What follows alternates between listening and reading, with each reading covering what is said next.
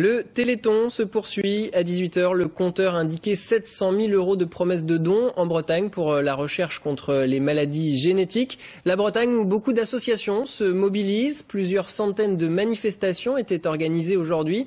Nous sommes allés, nous, à Saint-Coulon où depuis 2002, les tricoteuses du club du Bon Accueil œuvrent pour le Téléthon. Vous voyez plutôt ce reportage, il est signé Séverine Breton et Thierry Bouilly. En tricot, pour ne pas s'en mêler les aiguilles, il y a 2 ou 3 principes de base. Quelques points célèbres, une maille à l'endroit, une maille à l'envers. Mais la vraie règle, c'est qu'on ne tricote bien qu'avec le cœur. Depuis 2002, tous les jeudis, toute l'année, les tricoteuses du Bon Accueil se retrouvent pour préparer le Téléthon. Quand on ne peut pas donner d'argent, on donne de son temps. Toutes leurs copines leur amènent leur fin de pelote de laine et elles tricotent des écharpes, des chaussons, des petits chats, en pensant aux malades. De les voir sourire, de les voir, on aura envie de les voir marcher, de les voir courir, de les voir chanter, et que la médecine apporte un petit peu tout pour pouvoir les guérir.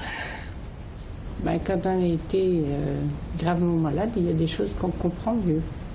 Pendant que les doigts s'agitent, les tricoteuses papotent. Et c'est ainsi que chaque petit pull est utile au moins 3 fois. Une pour tenir chaud, une pour sortir les tricoteuses de leur solitude et une pour le Téléthon. C'est ça le Téléthon. C'est des gens qui savent faire quelque chose et qui vont donner ce qu'elles savent faire pour les autres.